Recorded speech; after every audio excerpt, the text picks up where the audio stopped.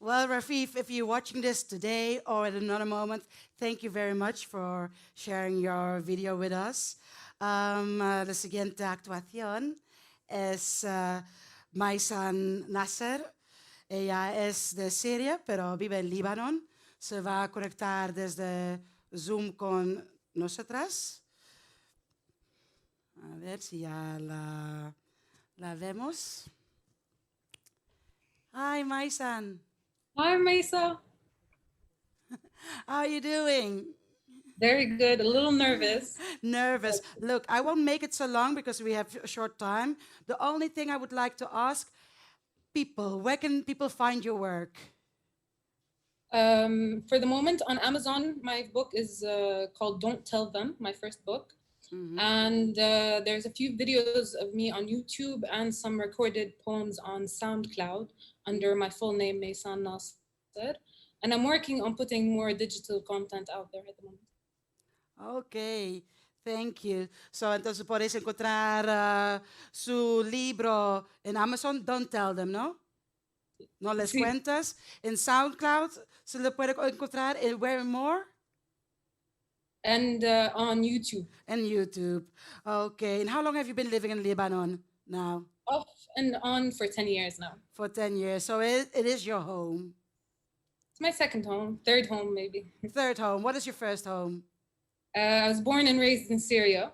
Mm-hmm. And my father's from Yemen. Uh-huh. And yeah, I've made a home in Lebanon as well. Okay. Well, I leave the public with you. Thank you very much for participating. Thank you so much, Mesa, and thank you for this opportunity. It's been an incredible night so far. I'm sure the audience is saturated with so much poetry and art by these incredible, talented artists. It's an honor to be alongside such a lineup. I don't speak Spanish, but from what I understood in English and from Farah's performance, I'm like stunned, and I feel like I've come a long way to get here, and I'm honored to present my poetry to you. So before I begin, I would like to mention that it is Mother's Day in the Middle East today, and I want to dedicate the set to my mother, to my grandmother, to my aunts, and to all the other women who were like a mother to me and who are like a mother to me. This is also to the mothers, the motherless children, and the childless mothers, and to us working hard for a world where there aren't any of both. Finally, I want to dedicate this today. We lost a huge icon. We lost Nawal El-Saadawi, and I want to dedicate this for her rebellion, her voice, her writing. May we carry the torch and keep passing it on. I will start with a poem called Mountain.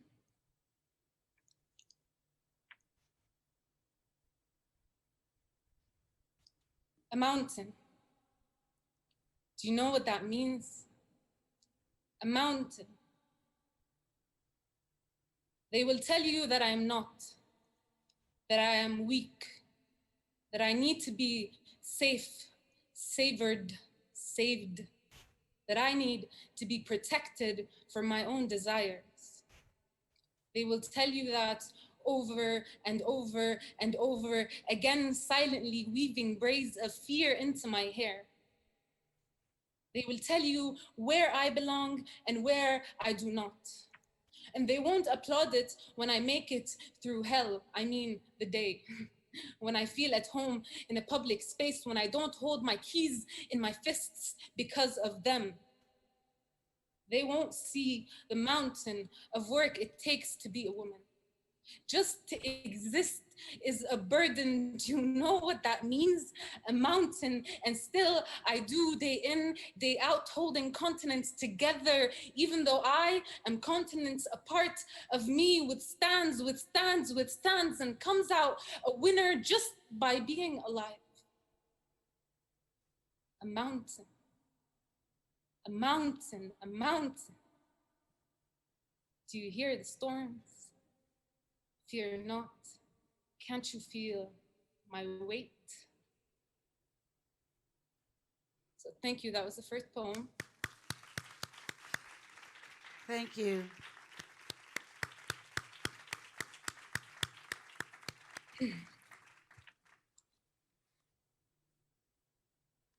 For the longest time, I couldn't deal with death. In the fourth grade, our religion teacher described to us heaven and hell. She described eternal punishment and God continuously giving sinners skin just to melt them in the fire again and again and again and again. That day, I went home to my mother and cried all night. First, because I didn't want to go to hell. And second, because up till then, I hadn't known what death really was. I asked her, am I going to die? Are you going to die? Is dad going to die? Breathless voice, broken, begging for an answer to calm down the storm rising in my chest. No, no, Habibti, she reassured. Of course we're not going to die. You, your dad, and I have all taken a medication that I put in the food which will make us live forever. I smile now as I remember how those words worked like magic. It kept death off of my mind for a little while. Somewhere along the lines, I told my friends about the secret that my mom had asked me not to share with anyone. They laughed and said I was crazy. We all die, Maysan. There's no magic pill that your mom slipped into your meal. And then there was no escaping it. We all die. The questions I had silenced before of where do we go and where were we before we came to life came back, and with them came waves of mourning my parents' future loss. You see, my dad and I are 55 years apart. With every day that passed, I would practice the idea of losing him. Unfair, I thought. I will never get the chance to really know him, angry at the large gap between a child and a middle-aged man. We don't speak the same language. And even back then, I knew deep down that I would waste many years refusing to get closer because of this knowledge that he would leave one day sooner than I was ready for. I stood in my own way of getting closer because I was scared. And then ensued years of rebellion and anger and rage, typical coming of age, finding my own sense of self, independence, and meaning. And at 27 today, I stand in front of you, having dealt with most of my denial. We all die. We will all leave. So now I hug him tighter every morning, and at dinner urge him to tell me stories about his past. A story a day, we made a pact, and he smiled. I now try to bridge the generational gap by our friendly, competitive chats at nightly card games. Always out to win, he chuckles and teases, says I am on a mission to make him lose. Yes, my father is a great man that hundreds of history books can fill. That's not why I mention him tonight.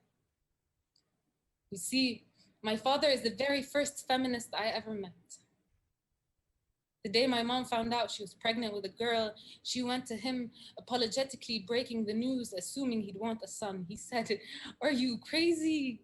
This is great news, cheer up." And Dera Gandhi was a woman.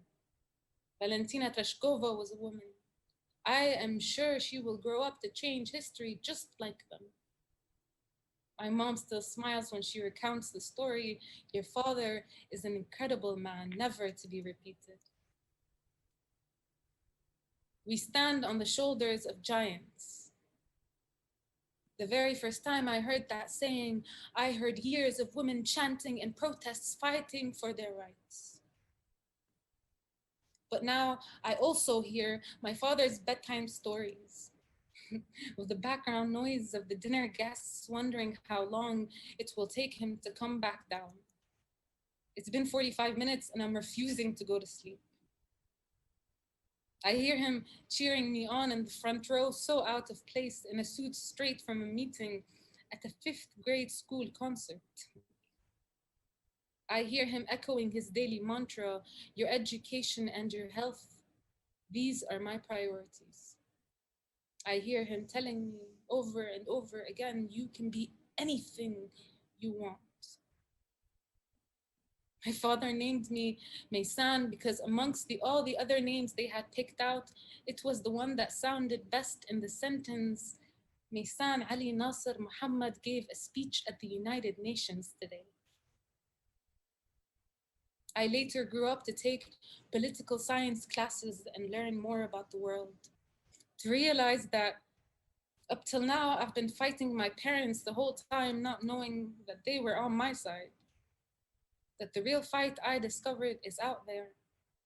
It is the corruption, it is the violence, it is the abuse, the oppression, the racism, the wars being waged, and the collateral damage, the ignorance and its damage. The real fight I realized is on the ground, in the laws, in the courts. The real fights I realize is the one that is being led by all forms of activists across the globe, trying to make reforms, spread knowledge, awareness, trying to make a change, revolutions, riots, protests, NGOs, individuals, and movements. The real fight is with every bruise of piece of news I hear about injustice, is the spark of voices being raised about it. I know the road is long and the injustices are many, far too many. And we are still told to grow up and just accept that the world isn't fair. Stay on our hamster wheels making memes end. But I do truly believe in the power of the people, of an individual, of an idea. And I don't know if you do, but I see it. And I have faith in us that our fight will change something. And yes, we may not live to see it, but that's not what matters.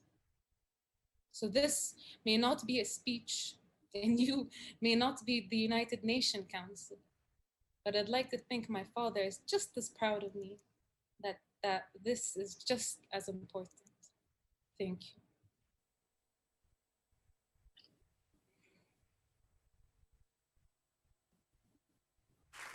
Thank you, my son. Thank you very much for your time. I hope one day we will be able to meet each other, and I hope we will be able to stay in contact. It was lovely to meet you. Yes? Thank you. Thank you, Lisa.